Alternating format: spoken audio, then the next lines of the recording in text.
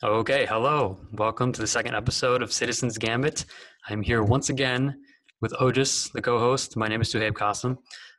So welcome back if you're a recurring guest, and welcome if you're not, and if this is your first episode. If this is your first episode, please watch the first episode of the podcast, which was on policing in the U.S. and the defunding the police movement. So thank you for being here. We have a very good discussion coming up, and we're going to be talking about something that's very relevant given the current state of the world, literally because of everything that's going on with coronavirus and Black Lives Matter and all of these other issues. But this is also an issue that's been relevant and been quite obvious for decades and even centuries, which we'll find out in the discussion. And so we're going to be talking about the media, biases in the media. Do they exist? How long have they existed? Why do they exist? And so we'll go into all of that and more. But before that, I have a couple of quick announcements related to the podcast. And so in case you've not realized, we are uploading every episode bi-weekly. And so we're going to be doing one episode every 2 weeks. So 2 weeks ago, we uploaded our first episode. And then 2 weeks from now will be the next episode.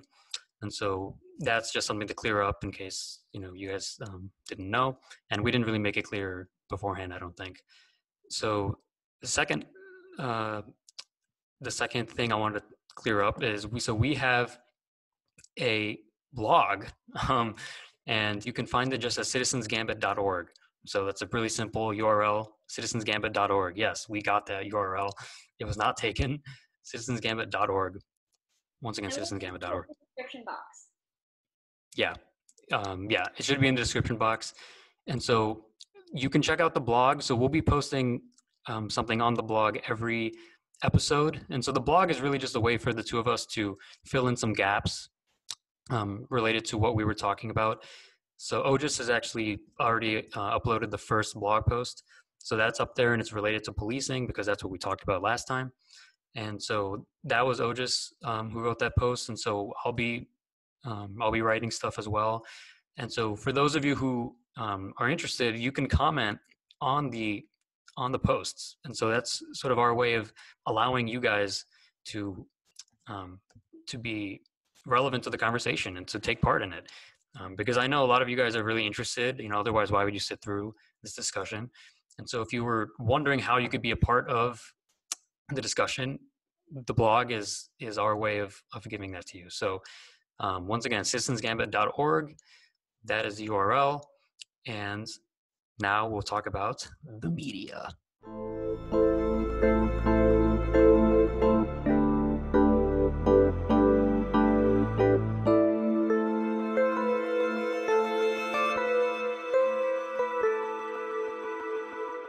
Otis, first of all, we haven't heard you speak yet. How are you doing? First of all, it's been 2 weeks. Yeah, I've been doing great. Still here in lockdown and quarantine in our house, but we're trying to spend a little bit more time outside, especially in the mornings, like enjoying the sunrise and things like that. So I'm taking care of ourselves. What about you? Yeah, nothing has happened at all. This is, it's funny seeing everybody have absolutely nothing happening in their lives, where when you say, how are you doing? It's like exactly the same as the last time we talked.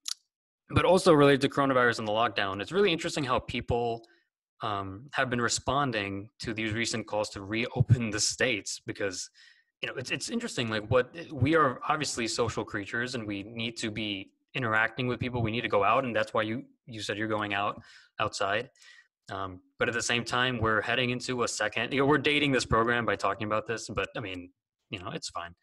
People have been wanting to go outside, but there is a second wave coming. In fact, we haven't really recovered from the first wave, but there's a second wave coming, and states are starting to open up. The states that are opening up are seeing a lot of high rise in cases, of course.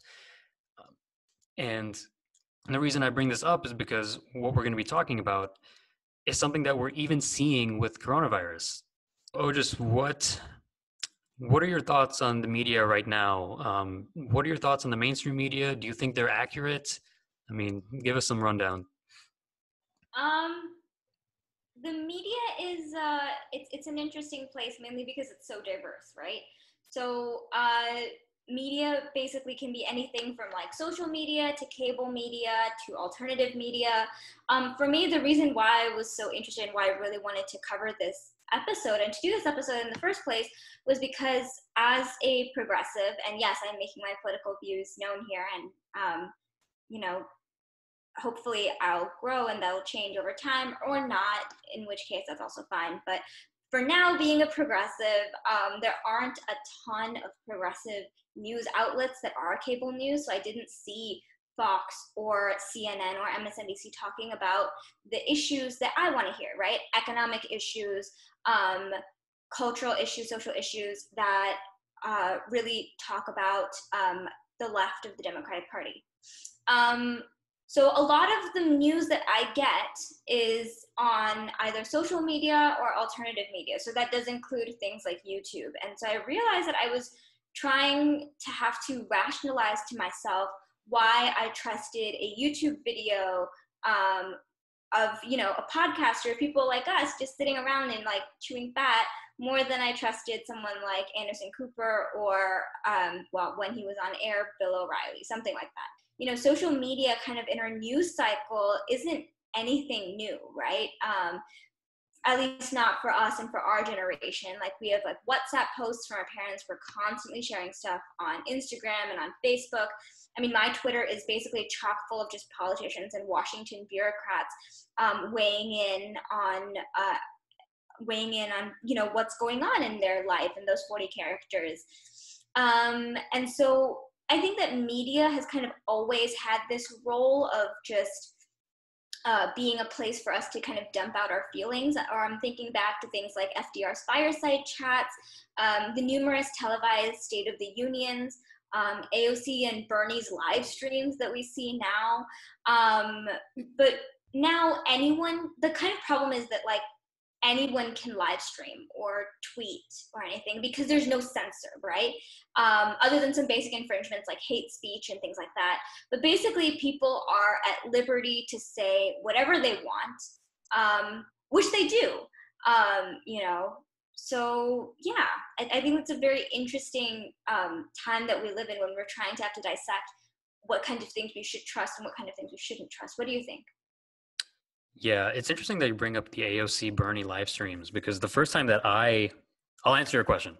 But I was gonna say the first time that I really understood that there was more than meets the eye with mainstream media was this last presidential primary, this Democratic primary, where you were seeing not just with the main progressive candidates, but even just the ones that weren't that well known to begin with, or just that didn't have name recognition, were getting very little coverage compared to the rest of the compared to the more mainstream ones, obviously. And so it was clear that you can't look at that model and say that it's in the favor of a fully functioning democracy, right? Because obviously you would need to have complete equal coverage across the board without any type of bias whatsoever. And so with the AOS, with the Bernie, the live streams, and that was what I saw was really just an ability to tap into the target audience for Bernie, in the Bernie's case, and also just the fact that he wasn't getting enough coverage by the mainstream media, and so he was using his own avenues and routes to accessing the public. And so, first of all, the amount of households with TVs are going down, right? I don't know the actual statistics on this, but I can definitely say that there are less people that have a TV now than they did in the past, in the last 20 years, 30 years. And it's probably going to become the new landline in terms of just how rare it is. And so what has been replacing that? Phones and social media. And so that's, you are not alone when you say that you get a lot of your information from social media and from from politicians who tweet things. Social media is becoming, especially Twitter, is becoming a very popular outlet for people to understand things. And so I'm a bit of a skeptic when I would even say, actually, skeptic is being too nice. I think I'm Yeah, I'm very hopeless about about that. Not that people won't be, not that social media is an inherently evil thing, but I just think that for the amount of polarization that's happening, an app that only allows you to have a few dozen characters to display very, what should be very deep and very nuanced thoughts about the way this country should be, that's a bit troubling for me. The idea of that is a bit troubling for me, and that idea, that fear of mine, is kind of reinforced every time some big event happens. And I feel like it was sort of reinforced with coronavirus, and it was for me reinforced with um, with George Floyd, where if people are going to be more engaged in something, that's all the better for that, right? I mean, we want that. Um, but I think that as important as people being engaged is how they're engaged, the information that they have that allows them to be engaged. Um, and I don't know, and I'll admit, I don't know the full capacity, the full capabilities of social media. I don't know where we're going to go as a society in terms of how we use social media for these causes, but I just struggle to see how social media is the way, or how social media is a positive way that we can get information across, especially in politics. Well, And here's so my that's just the fear that I have. yeah, and I think that's completely reason. So here's kind of my I wouldn't necessarily say rebuttal, but I would kind of say more analysis of it, which is Yeah. that I mean, you talk about politicians be like having like 40 character tweets or something like that, and they're kind of just reduced, or their views are just reduced to that, right? Yeah. But Yeah. Yeah. I don't Yeah. think we saw anything different in like the Democratic debates, right? They would say, "What's your position on healthcare?" You have about 30 seconds to say it, and you just get whatever the soundbite is that That's a good point. that politician has crafted and that has been perfected over time. And so I think that the there might be more ways you can supposedly get the news, and it might be somehow, it might be, at least for now, kind of harder to fact check. But I don't think it has fundamentally changed anything about kind of the standards that politicians are held to. I mean, Watergate, the Vietnam War, Americans, when they are Roosevelt, when he sent back ships filled with Jewish immigrants during World War II, even right now, when Fauci went on CNN to talk about the things that, like, oh, masks are Masks. not super effective, when he should have just been honest and told us that there weren't enough masks. I mean, politicians have been lying to us for years. And so just kind of allowing, I guess, just kind of saying that, oh, 40 tweets or 40 character tweets suddenly forces them to condense these large ideas or anything like that, or that, oh, you don't get the full picture. It hasn't really, it doesn't seem, in my opinion, to be any different, to have changed anything. Um, Yeah. yeah. Yeah, I agree. You brought up a great point with the debates. I think that's more a problem with the way, and this is, I think we'll get into sort of this transition that we're seeing now from cable news into other outlets. But part of that is because it's the reason why those responses have to be quick and have to be, they have to be sensationalist, is because it's, if you're doing something for CNN and stuff, they shouldn't even be having debates unless they would raise the ratings in some way, right? They need people to watch it. And so everything has to be for commercial purposes. Everything has to be to make, everything has to be to make these news companies the most money that they can make, or be the most relevant that they can be. And so I think you're right. But I don't think, I still just think that the problem persists across the board. And I think that the problem is just, I'm kind of just, I think in general, it's just a problem. Whether you're talking about debates, whether you're talking about social media, um, I just think that the model right now, with cable news, which I think it operates on the same basic principle, right? Of getting the most eyes, getting the most people attracted to it, right? I mean, when Trump tweets something, 90% of the reasoning is because of the ability that it has to garner media attention, whether that's negative or positive, right? I mean, only, if you really think about it, it's like nobody's going to really remember most of the tweets. The only people that do are some of these news outlets. And so what I'm saying is that most of these things do not serve the purpose of actually educating the people, or really even trying to communicate. It's really just about getting that temporary amount of attention that's quickly going to erode anyways, but just getting it there in the first place is more important. And so that's a problem not only with social media, but also with the news channels. And I think that's why you're seeing so many people gravitate towards online and towards long form discussions and conversations. That's part of why I wanted to do this, to start this thing in the first place, was that I just thought, man, I mean, if we're going to rely on CNN, if we're going to rely on cable news, we're not up for the best.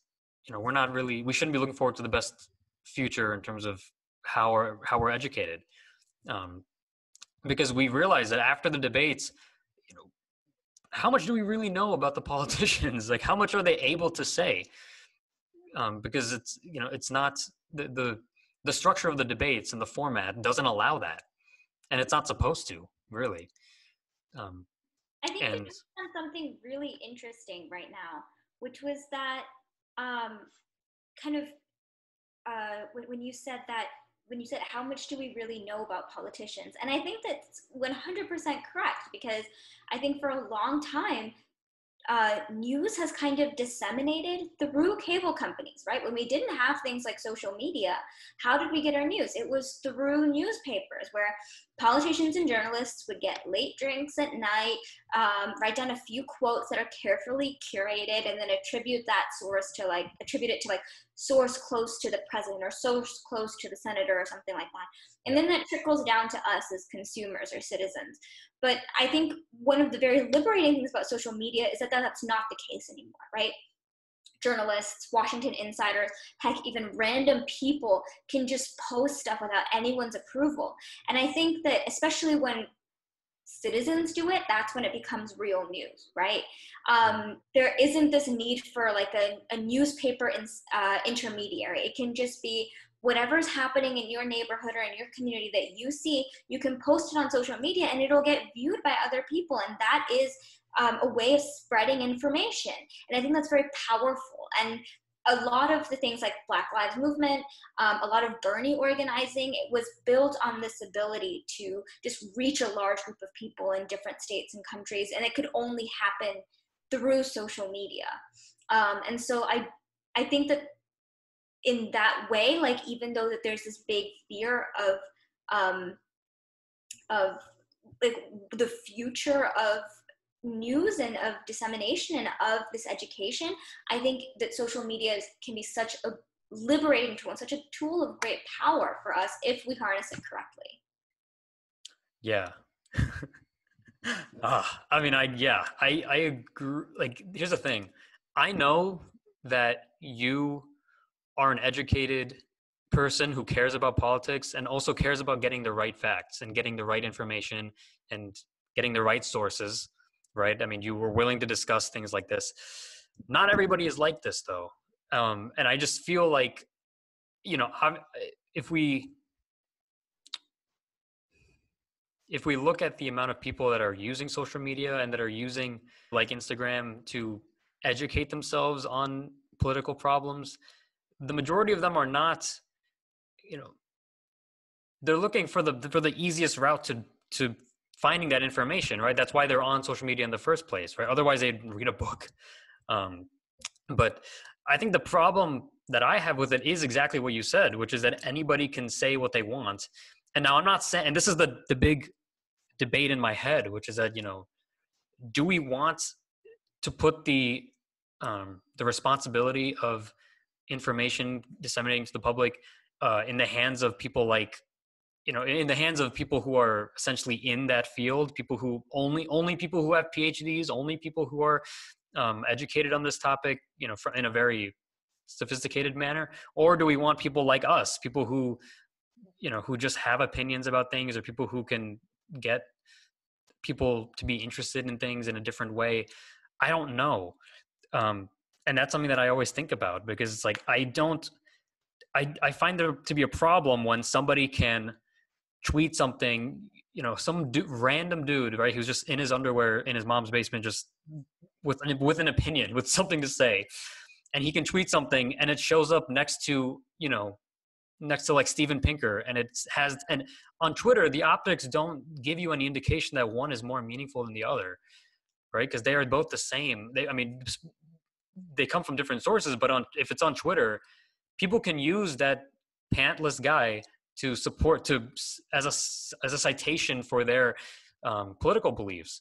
And I see this in person a lot, where recently I was talking to a friend of mine, who was trying to get me to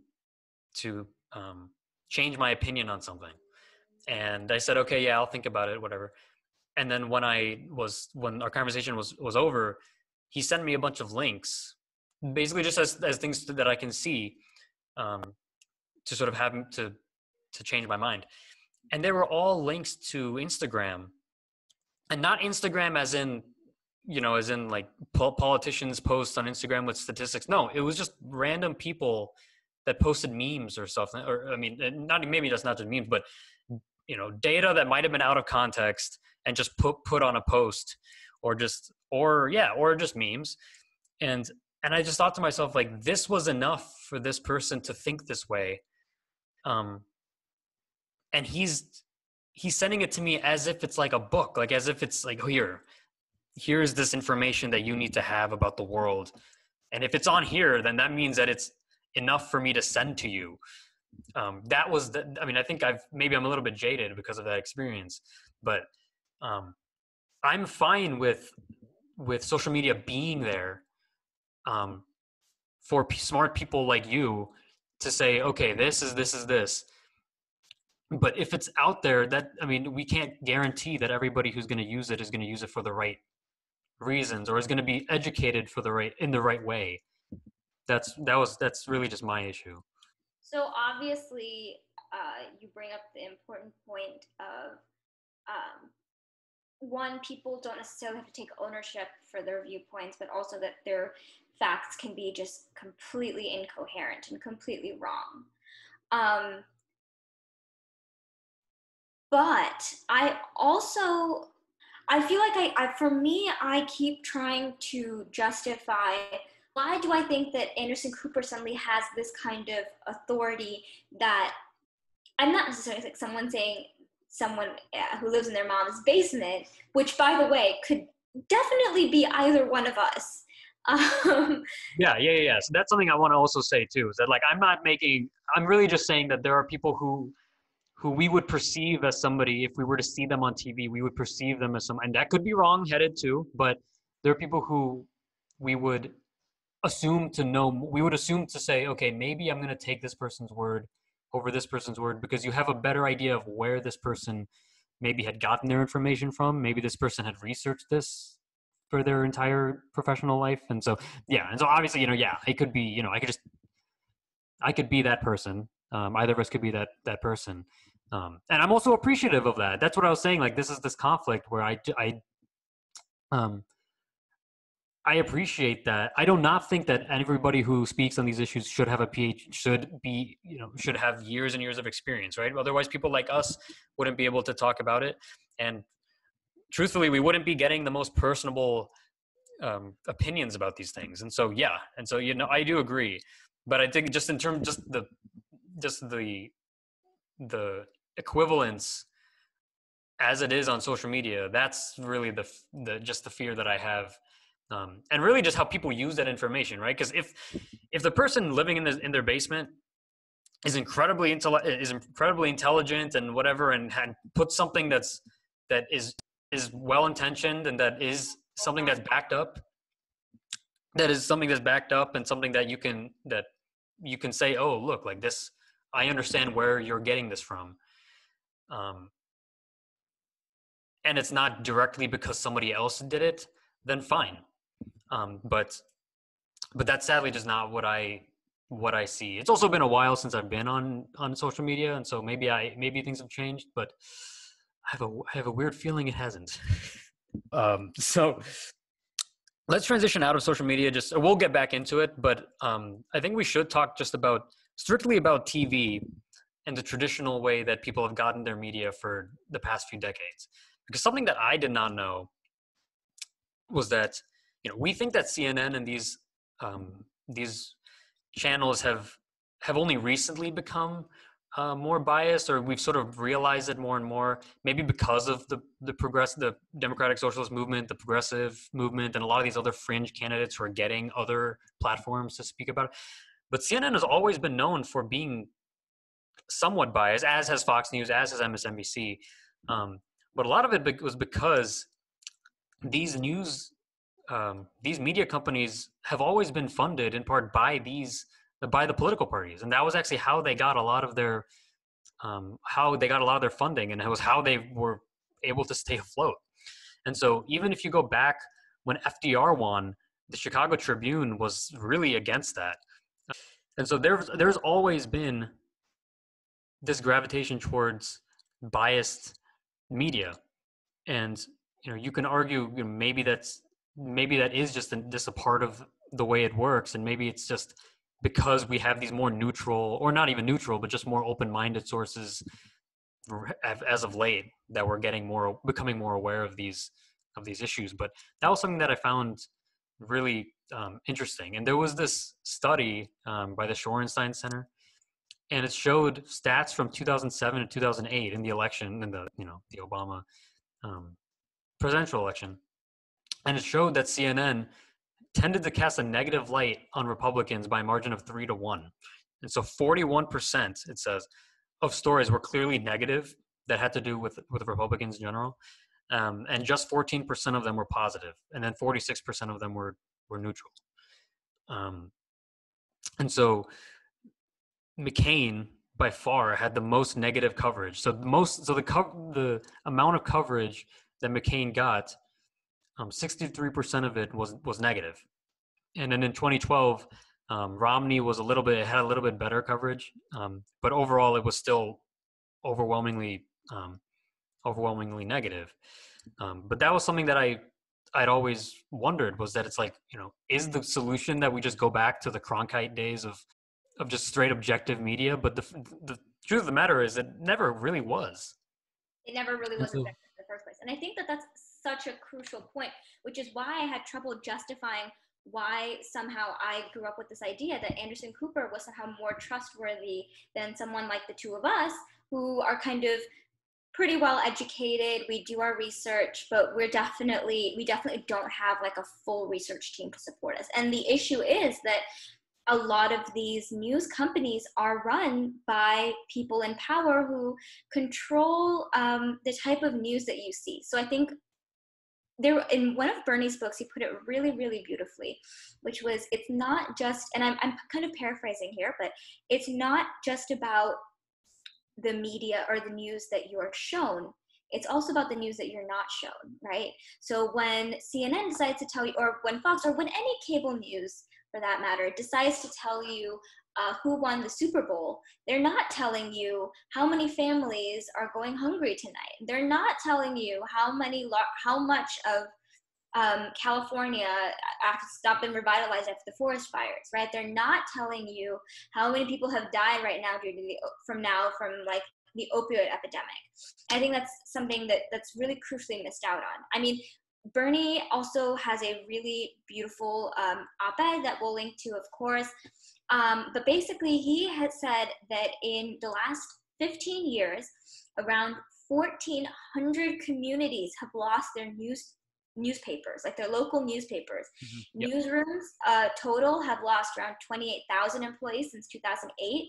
And for every journalist, there are 6 PR people to control what kinds of journalism is being disseminated. And so, of course, I mean, we're not fully shitting on mainstream news outlets. You get a lot of cases like the Miami Herald, who broke the Epstein case, the Gazette's reporting on opioids, Michigan's reporting on the Nassar case. But by and large, we're also seeing a lot of pandering based on the viewership of different media. You have people like Bill Gates and Jeff Bezos. Jeff Bezos controlled the Washington Post, and he tried to punish one of his own reporters for speaking out for better wages at the newspaper, at newspaper where he worked. But on the other hand, Disney, which is also something that's owned by Jeff Bezos, would just tout Bezos' plans for space exploration. And I think, so there's a two-pronged issue. I think that media has gotten more politicized now than it was before, but like you said, it was definitely always politicized. And I think that we can trace it kind of back to the 1996 Telecommunications Act, which allowed for accelerated consolidation of media companies. And so I think there are like 15 or 16 other House members who were the only people to oppose this. And so what it tells me is that now with this political moment, you know, we see Trump just lambast the free press. And suddenly, you know, everyone's like, oh my God, he insulted CNN. Oh my God, he's insulting journalistic integrity. But honestly, Trump is not the end of journalistic integrity. Journalistic integrity has been dying for a couple of years now. And honestly, it's because all of these big corporations can pay off politicians who can push through all of these big consolidating forces that allow us, that restrict the types of media we can access. So yeah, you brought up the Miami Herald and some other local journalism. And to me, that always struck me as the solution to this problem, and at least part of the solution to this problem. Generally speaking, print media actually tends to be less biased than the news media. And I'll get into that. There's a study actually that shows that. But I feel like one of the solutions to this problem of bias in the media is to put more funds into local journalism, because first of all, it's dying in many ways. And so this is another, going back to the education of the public, a lot of these local newspapers are the only way that a lot of these citizens of these small towns can get the information that they need. And this translates into elections and into eventually policy, right? Because you know, we dictate the future of this country with our vote. And if we can't be educated enough, then we won't know how to vote. And if we think about this past election, this past primary, I think that it in a way kind of, they shot themselves in the foot in a way, because they obviously, well, they did what they wanted to do, which is that they got the person they wanted the whole time into the as their primary candidate, right? They got Biden. But I think a lot of the reason why he was there or why he was the choice is just because there was not enough information amongst the public as to who the other people running were. News companies, and you have news anchors who are working for these companies, who are basically just given talking points to come to say. And because of that, they're forced to show certain politicians in a certain way, and then just ignore the other politicians. And we saw that with the debate, where basically they would basically just take advantage of the primacy recency effect, where they would have Biden start the debate, or they would have Elizabeth Warren, or they would have Pete Buttigieg start the debate, and then they would have them end it. And so the people who remember the debate only remember those two, or the people who watch the highlights only remember those two. You know, this is unfortunate, because I think people started to realize that, because the viewership went lower and lower as the debates went on. And so already most people don't watch the debates, but you're getting even lower number the more you start to single out candidates. And so to me, it feels like a model that just is dying so obviously. And so I think we'll get a little bit more into sort of the online space and how podcasts like this one are helping erode that. But it has never been more obvious to me than now. And we can talk about the blackouts too, because, you know, both of us favored specific candidates that were very ignored by the media.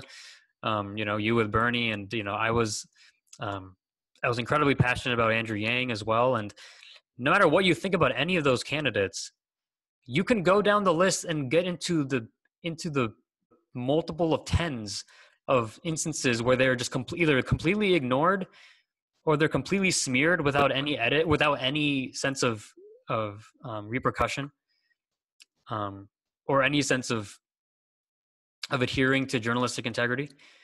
There was one instance with Yang where they just put a different Asian guy. Yeah. They Oh my put the God, picture I remember that. Oh my of some other Yang, another venture capitalist. But what was sad to me was not only the fact that people, or that the pundits themselves did that, and that the editing team had been so careless, but that nobody really realized it until supporters had realized it. Yeah. And so,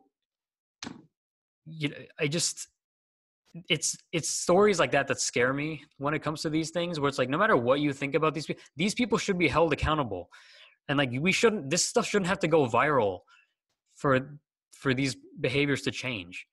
Mm-hmm. And if we're going to keep on, and this is, I mean, Fox, we don't even have to talk about, just because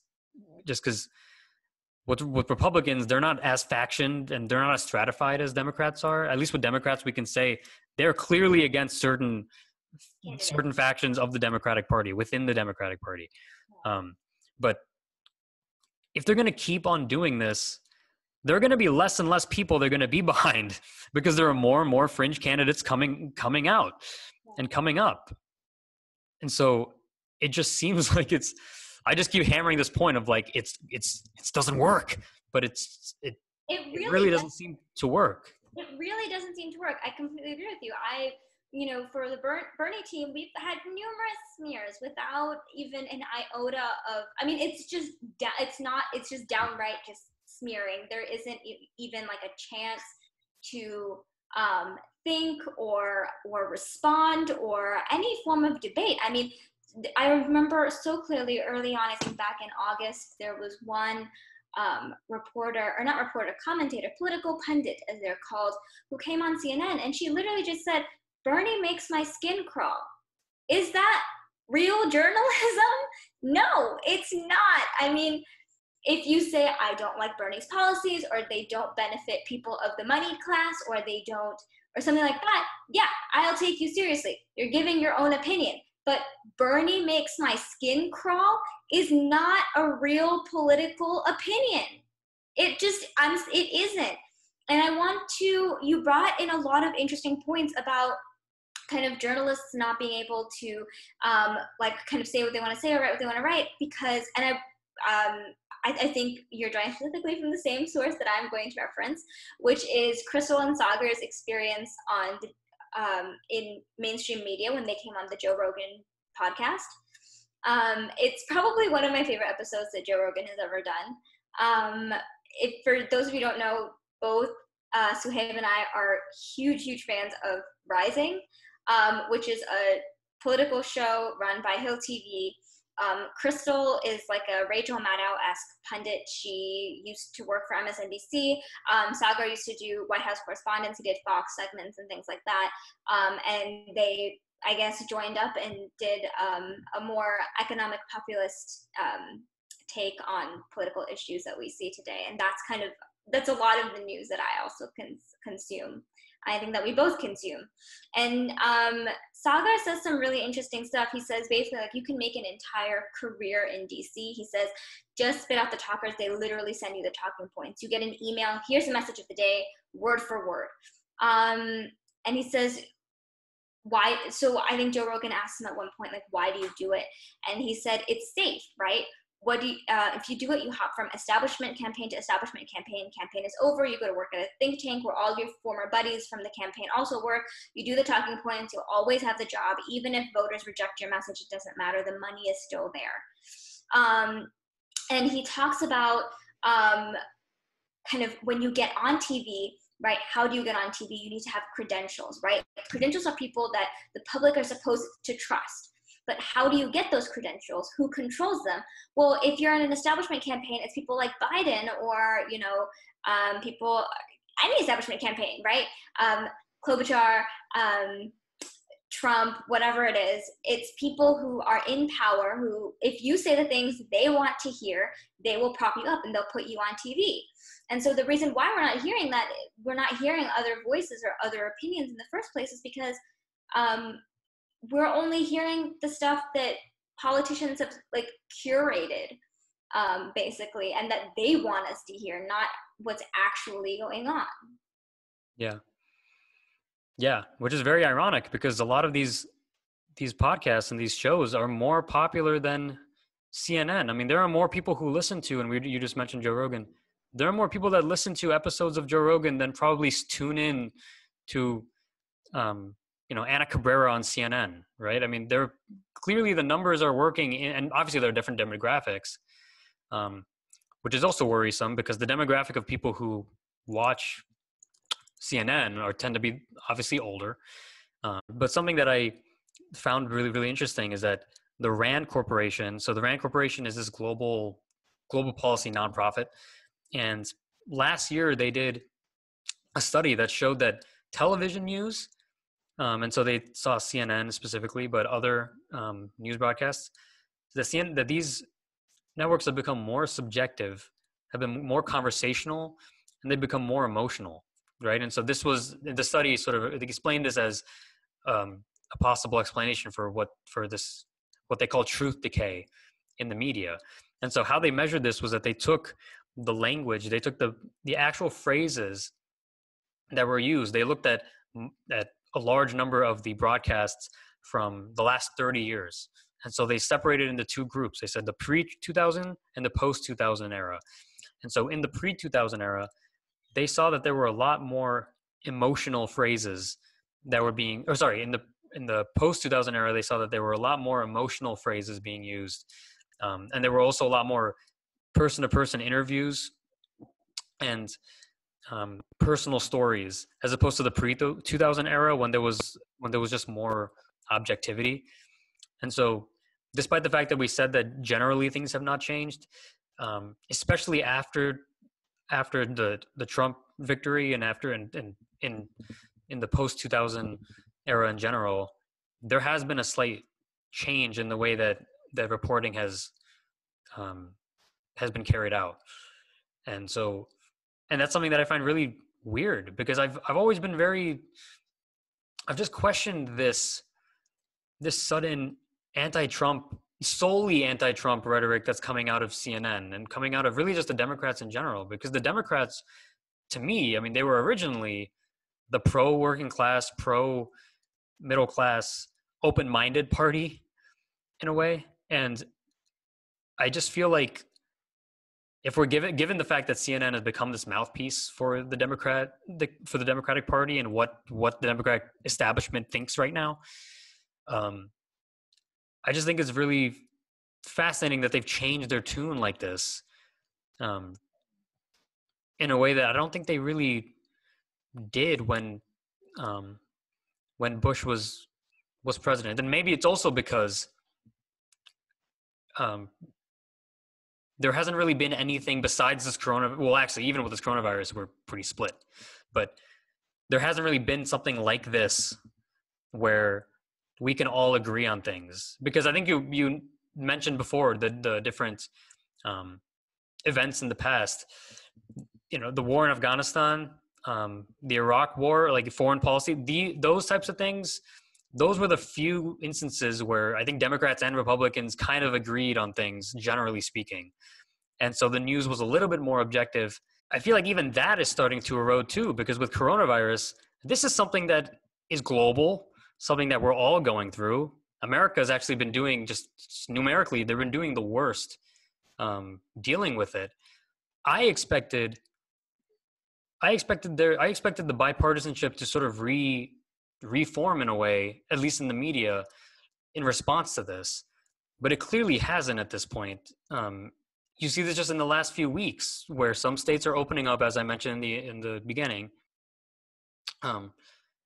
and these are obviously Republican states with Republican governors. And CNN, I've been watching CNN recently for research, and they always bring on these experts and they lead the question with, why is this not a good idea? Or, what is this person thinking? And and I don't know, I wish that they would bring Republicans into the debate or into the discussion. I wish that they would have, instead of sort of just talking amongst themselves, talking in their own circles. I don't know if I feel like I feel like we're beyond the point of return when it comes to going beyond partisanship and being able to reconvene on something that we can all agree upon. Because if coronavirus didn't do it, I don't know what else. I don't know what can, besides maybe some potential foreign policy blunder. So this is where I'm gonna disagree with you, right? If we go back to like Afghanistan and Iraq and U.S. involvement there, it was bipartisan involvement to get involved, not to not get involved. I think that's the big thing, right? When the U.S. gets involved in foreign wars, who is the person that benefits? It's not the people over there who are getting bombed. Yeah. It's not us. We're paying with our tax dollars to go through that, and it's our men and brothers and boys and fathers and whatever, boyfriends, whatever, who are fighting. It's people in Congress, right?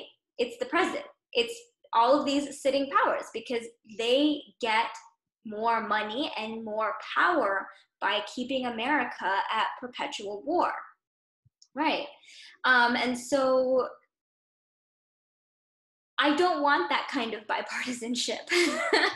Honestly, it's not real bipartisanship. It's bipartisanship only for just this elite ruling class that has not come to represent a majority of the United States. The United States can be Democrat or Republican or Green Party or Libertarian or whatever you want to be, but they are certainly not rich. They are certainly not. They certainly don't have like $100 million net worth the way Pelosi does. And so they're not, that kind of bipartisanship is already common. Coronavirus is a different thing, and I'll kind of touch on that a little bit. But again, that kind of bipartisanship just doesn't help. It doesn't actually lead to any form of substantive upliftment for the vast majority of American people. And if, CNN actually, if you want to talk about bipartisanship from that angle, they do a great job of being bipartisan. You always have someone supposedly from Fox News, and you always have someone who is like their little CNN best friend. And they will always have some sort of disagreement, and it'll always go into this big fight about, and that ends with yelling and like, oh, you're this, and throwing names and things like that. And honestly, that kind of petty behavior is not helpful at all for real discussions. Right. That being said, Trump muddies the fuck out of the waters, right? It's perfectly clear that he doesn't help the situation. When he attacks CNN and calls them fake news, my problem is that it elevates CNN to this higher moral ground, right? Where Chris Cuomo can call his brother on multiple times onto his show and like just completely praise him, talk about what a great job he's doing in New York, which is clearly biased reporting. But because they've already been attacked by Trump as the fake news, they can be like, oh, this is real reporting, this is journalistic integrity, when it's not. Right, and I think that, going back to the interview with Joe Rogan's podcast, because that interview is fucking amazing. And I honestly, everyone should just go watch that interview because it is beautiful. Crystal says that, if you turn on MSNBC, you turn on CNN, and if everything that's happening in the world can suddenly be linked to Trump, you know that something's up, right? It can't be that every possible malady is somehow linked to Trump. That just, it just doesn't, it just doesn't make sense. And so yeah, I I don't want that kind of, I think that, again, the media is doing great at representing the people who they want to represent. But they're not representing the people they're supposed to represent. Yeah. I agree with you that CNN is more open-minded than some. And I actually do think, there are some broadcasts where I can say, okay, I definitely think that they put an effort in. Because there's a big difference between them and Fox, because Fox was almost, Roger Ailes, who created what we know now as Fox, he embraced the cult-like aspect of Fox, where he was like, hey, we have our small group of supporters or of listeners. Let's just cater to these people, right? Let's just make it so that these people, they feel like they're informed, right? That's all we need. And then that can grow and grow, and they built that empire. And to the point where now it's the most popular. It's more popular than CNN. It's more popular than MSNBC. It's been that way for the last 20 years. It's the most popular major news network. And so, that's not a good thing. And that shouldn't be a good thing. Those aren't good standards for any news network. But it is definitely worse for Fox. And this is coming from someone that I'm not. I really don't identify. I just seeing how it is, and seeing how much power Fox News has, and how close they are with the president, and how close they are with the current administration. There's a really nice 30-page article in the New Yorker called the Trump White House, or the Fox News White House, I believe. The making of the Fox News White House, that's what it's called. And in this paper, they outline the way that from the beginning, Fox has created this atmosphere where they've been able to get inside scoops as to what's going on in the White House. They've been able to form a sort of a bond, a sort of relationship with Trump and his family, where you see Sean Hannity is showing up at these events before they're even made public, and he's getting exclusive interviews. And so since then, there have been like 60 interviews with Trump on Fox News, and obviously there have been none for the other channels because they're fake. They're fake. But it's a very interesting article, and I think people should read it. But yeah, so there's clearly there are levels to the bias that I think should be addressed. But something I wanted to talk about too, though, is that there are instances where news companies will make headlines and will make it so that they're able to be shared on social media just for their headline. And there was a case where I saw, and this is, I don't have any bias or anything, but there was a specific story related to the protest, the Black Lives Matter protests and the coronavirus, that I even saw myself being circulated amongst people, and that's fine. But there was a quote in the actual article that completely contradicted the title of the article. And it's like, no matter what you think about the content of the article, the fact that they're able to do that, that should not be shared on social media around if people aren't going to read the whole thing, because the few people that actually read it would have noticed that. And I know that most people who share things on social media are probably not reading they're not going to click on the link and read the whole article, at least the majority of people. And so going back to the social media thing, I feel like that is also one of the problems, is that it's like there is, the headline is more important than the story, obviously, right? I mean, creating a headline is an art. Yes. In and of itself. Yeah. And so yeah, that's something that I think, that I think CNN is guilty of just as much as any other company is too. But that brings me to a question that I actually wanted to ask, is sensationalism required for people to be politically engaged? And I mean, and I say politically engaged, not politically knowledgeable, because I just feel like people gravitate towards things that make them feel something very impulsively, right? If you're like, more people are willing to sit through a a quick 3-minute broadcast with somebody saying this is why this is wrong, than they are sitting through a book or reading, and even reading an article for that matter. And I feel like where we see at least recently the most fervor and the most zeal behind some of these political movements is when they're being started on, or when they're being spread upon on social media, right? Because that's when you reach the most people, as you said.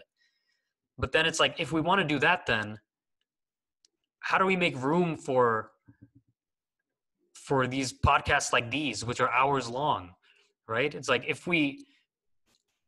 isn't there already going to be some type of selectivity bias? Because we're really talking right now to the people who are most interested in politics. Otherwise, they wouldn't be watching this, or they wouldn't be listening to Joe Rogan or Amin Poor and Company or whatever other podcast or whatever other programs. And so some part of me thinks maybe the sensational, maybe it hasn't gone away because it's the only way you can get people to even care about these issues. And maybe that's why social media is such a great way for these things to be disseminated upon the public. But if political engagement becomes something that requires hours and hours of your time to listen to podcasts and to all that stuff, what would the voter turnout be?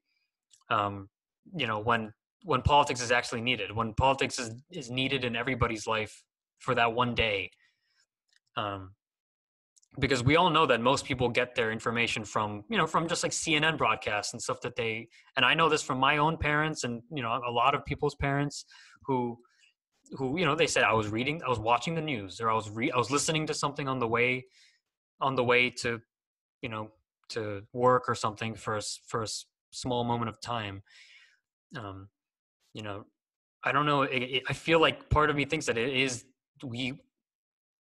yellow journalism kind of is necessary for people to be interested in things. Or am I wrong?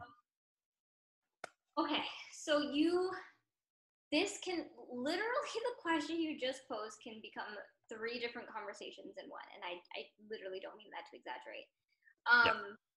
So obviously you touched on something that was really important, which was that people just don't have time. And I do think that is a function of our capitalist work culture, where we equate our being, or we justify almost our life with what we do and how much we put in, right? We don't say, like, I introduce myself as, hi, I'm Otis, I'm a student, med student, blah, blah, blah. So, I justify my worth by the fact that, oh, I'm a student at college. Oh, I'm going to be a medical student, so I'm obviously going to be extremely busy, or something like that. I don't justify my worth. I don't introduce myself with something like, oh, I'm interested in politics and I listen to a ton of classical music and shitty Bollywood music, or something like that, right? I think that already voter engagement is at such a low, at a low record or rate that we're all at a low range. I think it's only like 40%, so isn't it? So the political, so the voter turnout in 2016 for the presidential election was 57%. So this has not changed over the last 100 years. Okay, so this is not 10, 20, no. The last time there was a significantly larger number was in the, I think in the 20s. I think was around in the 20s, but it has been going up and down between 55 and 65% since then. Which is literally half of the population of the voter eligible population does not go out to vote, which is a huge number. Yeah. And I think that there's a lot of apathy and almost antipathy, which is towards politics, which is the idea of, oh, it doesn't affect my life, or like, oh, I don't need to know about it, or it doesn't matter it doesn't affect me on a day-to-day. Again, because we justify our worth with our work. That's just the nature of our society, of our Western capitalist society as it's built. And I think that I mean, okay. I understand what they're coming from, but I also think that it's a somewhat, I don't necessarily want to say naive, but underdeveloped, I think, perspective. Because I think before 2016, I was definitely one of those people where I was like, politics is corrupt. All politicians are the same. I will say, I was politically knowledgeable. So I knew what the current events were. But one, I wasn't allowed to vote. At that time, I was too young. And then also, I didn't partake in any political movements at that time because I didn't believe that my voice could make a difference, or that it was necessary that I undertake in these things, because it doesn't matter at the end of the day.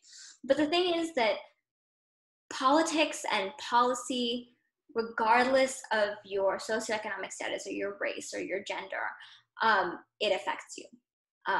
And you might not want it to affect you, but it affects you. And if you don't take charge and stand up for policies that benefit you, you're going to get policies that benefit someone else.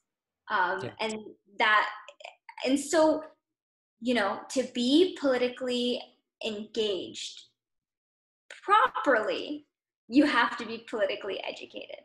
And so there will be people who are politically engaged and not politically educated. Again, the people who post articles without reading the full thing. And I think being politically engaged is the start. To be successful, you have to also be politically educated, I think. I hope that in posting those articles, someone will take time and read one of them and kind of just try to become more politically What a goal. educated. What a goal.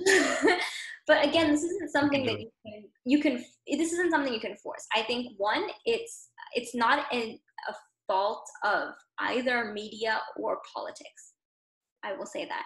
Even though we are having this whole podcast conversation about politics and the media, I will say that this issue of political involvement and political engagement is not an issue of either politics or of the media. It is an issue of time and education. Social media, online media is such a new concept, right? Even like 10 years ago, we didn't have this, right? In 10 years ago, Wall Street Journal, I remember reading Wall Street Journal that had, basically just come online. And I think this was before it was bought by, who's the dude that owns I don't know. Wall Street Journal? I'm not sure.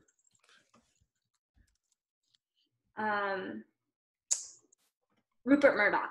That's what his name is. Oh, yes. The guy who owns the Dow Jones. Right. So, media literacy, I think, is something that needs to be focused on more, understanding who you can trust and who you can't trust, which is, again, the reason why we're making this whole podcast in the first place.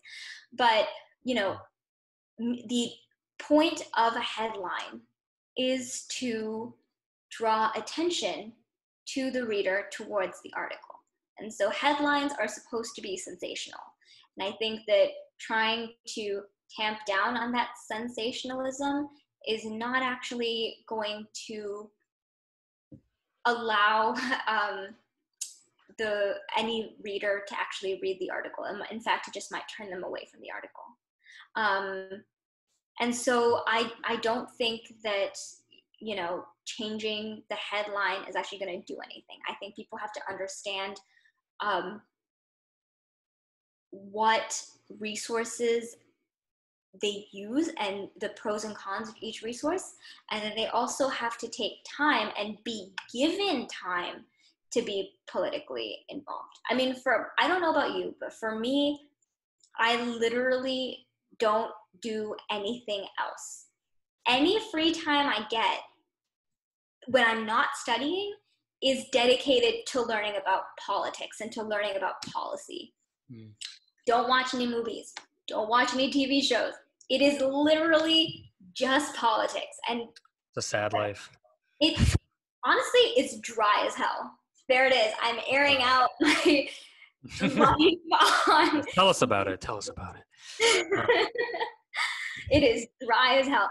But yeah, so I don't think that media or politics will actually ever solve any of that at all. I think the question you should be asking when you get an article is, what is the bias that this person is writing it with? Because no matter how much, Fox News or CNN, both of whom present themselves as an unbiased news source with slightly left or right-leaning judgments, both of them are incredibly biased. And they always will be. And that is the nature of every human and of every journalist, to be biased.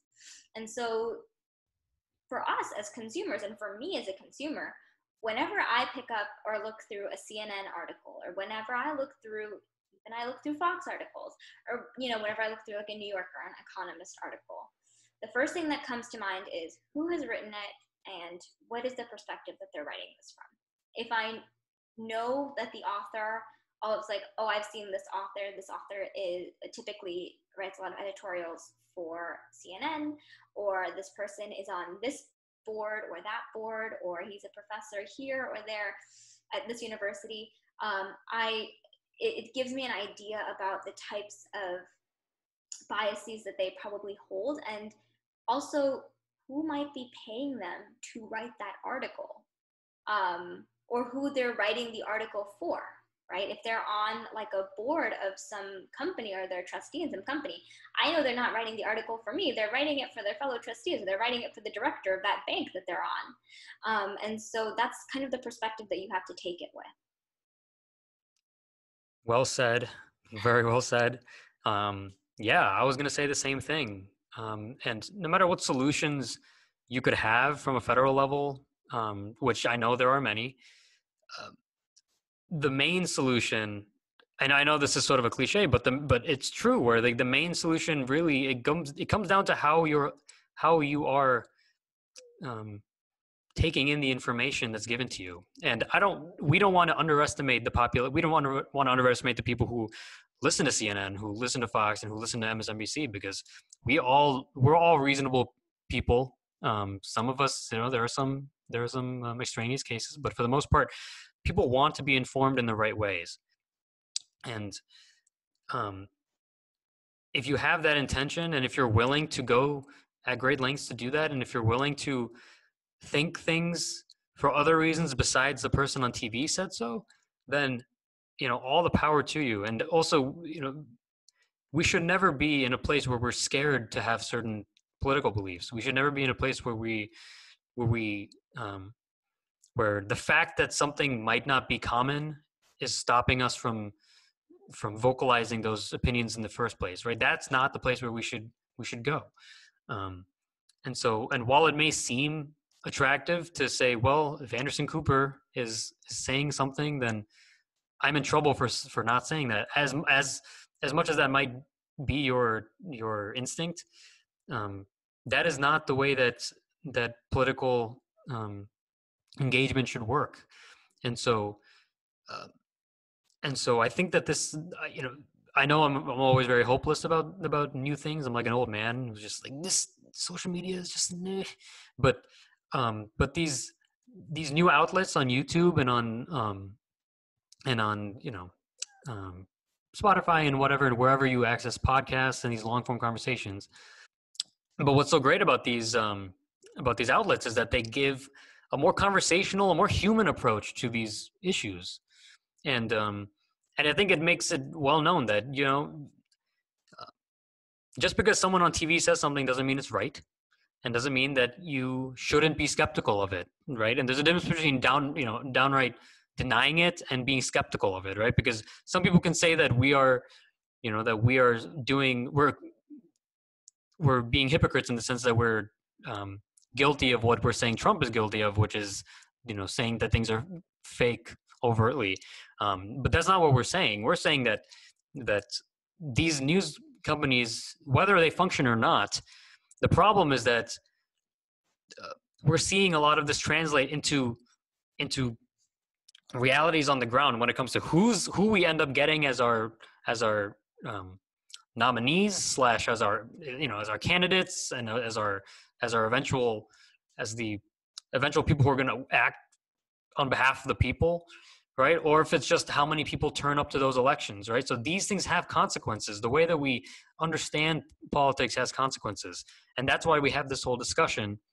And so this is something that's going to be more and more relevant as time goes on. But I'm really happy that we had this discussion about it, and we've been having a very long, very entertaining discussion about it, and we can go on for hours. We can do multiple episodes of this, but sadly we have to end this at some point for the sake of our viewers. And so with that being said, I'm really happy that you guys, sorry.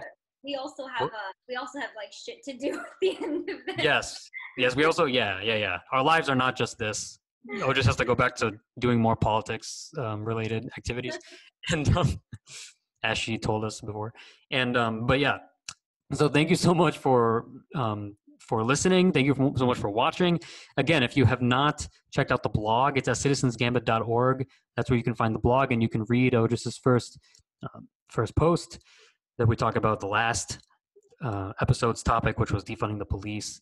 And go comment on it. We want to start a discussion. We want these, like, the reason why we're doing this podcast in the first place is to have people engage in conversation that they would otherwise shy away from. And so go there, post something, tell us what you think, even if you think that we're shit and that we are just wasting our fucking time. Go say that and talk to us about it. And yeah, just get involved and just start thinking and talking and reading and just, throw your ideas out there. Yeah. Yes. And also we will be uploading every 2 weeks, as I said. And so with that being said, we'll see you next time on Citizens Gambit 2 weeks from now. See you then.